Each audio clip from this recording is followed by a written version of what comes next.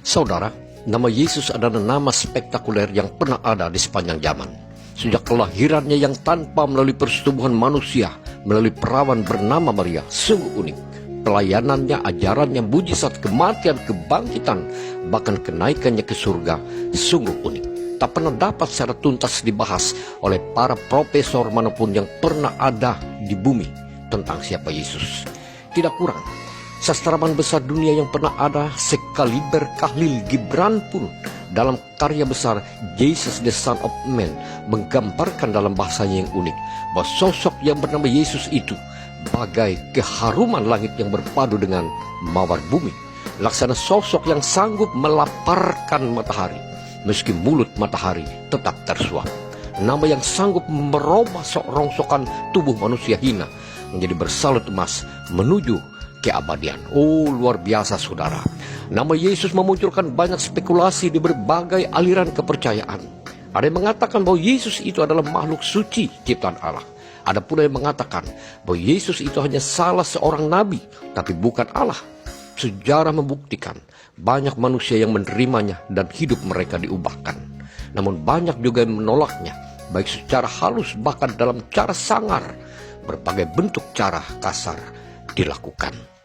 Bagi yang menerima dan mempertaruhkan hidup padanya, mujizatnya ia nyatakan. Baik bagi Yairus, seorang perempuan yang mengalami pendarahan 12 tahun, Paulus, Nikodemus, perempuan percaya dari Kanani, Lazarus, ke-12 murid, Lydia, dan orang percaya lainnya, hidup mereka sungguh diubahkan dan diberkati. Bagi yang menolaknya, iblis dan antek-anteknya, Yesus menjadi batu sandungan bagi mereka, momok yang menakutkan di sepanjang zaman, yang karenanya setan dan antek-anteknya selalu berusaha dengan cara apapun, berapapun biayanya, asal nama Yesus dihapuskan dari muka bumi, sehingga manusia tak dapat menerima dan mengimaninya. Saudara, kitab Kolose khususnya pasal 1 ayat 15-23 adalah suatu kitab apologet atau pembelaan iman, yang menyaksikan tentang siapa Yesus berdasarkan sejarah penyelamatan, bukti iman untuk meneguhkan iman jemaat Kolose, berhubung adanya ajaran palsu dari para rasul palsu dan antek-anteknya untuk mengacaukan kebenaran. Dalam nas ini dibentangkan 4 fakta prinsip yang dapat dipercaya tentang Yesus Kristus yang luar biasa. Pertama, dia adalah gambar wujud Allah yang tidak kelihatan, bukan rekayasa para nabi palsu yang tiruan. Ayat 15. Pada peristiwa pembaptisan Yesus dalam rangka permulaan pelayanannya di bumi, suara Allah sendiri dari surga menegaskan, "Engkaulah anakku yang kukasihi, kepadamulah aku berkenan." Markus 1 ayat 11. Dia adalah wujud Allah yang tidak kelihatan menjadi kelihatan dalam rupa insan, merendahkan dirinya turun ke bumi supaya dapat berkomunikasi langsung dengan manusia, antara aku, engkau. Allah dalam manusia Yesus bukanlah maksudnya menyekutukan atau menyembah Allah yang 1, 2, atau 3, tetapi Allah yang tetap satu, tetap sama, namun dalam caranya yang kreatif dan unik.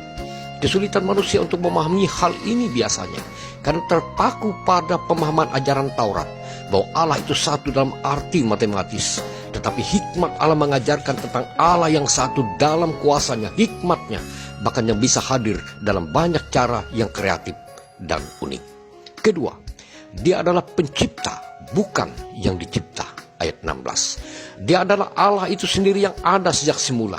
Kitab Kejadian pasal 1 ayat 1 dan 2 menyaksikan bahwa pada mulanya Allah menciptakan langit dan bumi. Bumi belum berbentuk dan kosong. Gelap gulita menutupi samudra raya dan roh Allah melayang-layang di atas permukaan air. Allah menciptakan langit dan bumi pada mulanya dengan firman-Nya. Dalam Injil Yohanes pasal 1 ayat 14 memperjelas bahwa firman itu telah menjadi manusia dan diam di antara kita, dan kita telah melihat kemuliaan-Nya, yaitu kemuliaan yang diberikan kepadanya sebagai anak tunggal Bapa, penuh kasih karunia dan kebenaran. Yohanes 1:14. Intinya, bahwa Yesus itu adalah pencipta itu sendiri, ada pada mulanya, bukan yang diciptakan. Dia adalah Allah itu sendiri yang hadir di bumi dalam rupa insan, dalam kapasitasnya sebagai sosok manusia Yesus. Dia tidak hanya memegang satu gelar sebagai nabi, tetapi 3 jabatan rangkap sekaligus sebagai nabi, imam, dan raja. Melebihi para nabi biasa sebagai penyambung lidah Allah, tetapi Allah itu sendiri yang berfirman dalam rupa insan hadir di bumi. Ketiga, dia adalah jalan pendamaian menuju surga, bukan jalan keonaran menuju neraka. Ayat 20. Saudara, alasan mendasar kehadiran Allah di bumi dalam manusia Yesus adalah sebagai korban yang sempurna, cara Allah yang kreatif, maha bijaksana. Hukuman dosa manusia tidak mungkin dapat dilakukan oleh cara dan usaha manusia yang terbatas dan berdosa. Korban Kristus di kayu salib adalah cara Allah untuk memenuhi tuntutan kekudusan Allah supaya manusia ditebusnya dari dosa. Tebusan dosa manusia tidak cukup seimbang bila manusia hanya melakukannya dengan korban binatang tiap tahun, dengan korban yang terbatas dan tidak sempurna, atau mengorbankan manusia lain sebagai tumbal untuk masuk surga. Pemahaman yang sungguh keliru soal masuk surga. Korban Kristus di kayu salib adalah korban yang sempurna, seimbang dengan tuntutan kekudusan Allah, cara yang ditetapkan sendiri oleh Allah, jalan pendamaian menurut cara Allah. Itulah bukti kasih Allah kepada manusia berdosa untuk beroleh keselamatan dalam kasih karunia-Nya, bukan dengan jalan keonaran menurut cara berpikir manusia yang salah. Keempat, dia adalah nama yang paling ditakuti dan dibenci oleh setan dan antek-anteknya. Ayat 21 dan 22. Saudara, seorang evangelis bernama D.L. Moody pernah mengatakan bahwa setan dan antek-anteknya berusaha dengan apapun caranya, sebesar apapun biayanya, asal nama Yesus dapat dihapuskan dari Alkitab.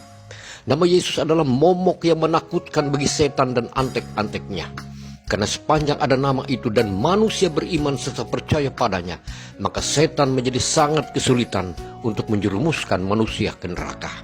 Namun setan dan antek-anteknya tentu saja terus bekerja dengan gigih sekuat tenaga di sepanjang zaman, memutarbalikkan fakta tentang Yesus melalui berbagai ajaran yang menyesatkan, supaya manusia menjadi ragu, berbelok jalan dan menolak Yesus. Bahkan tidak jarang dilakukan dengan cara yang kejam, supaya para umatnya yang setia undur dari iman. Saudara, Rasul Paulus melalui surat pengembalaannya kepada jemaat Tuhan di Kolose, dan bagi kita jemaat Tuhan di sepanjang zaman, harus teguh dalam iman, tidak mudah terombang-ambing oleh berbagai ajaran palsu yang menyesatkan. Jangan lepaskan iman percaya padanya, sumber segala kasih karunia dan kebenaran. Tidak ada nama lain yang begitu agung di bawah kolong langit yang olehnya kita dapat diselamatkan. Amin.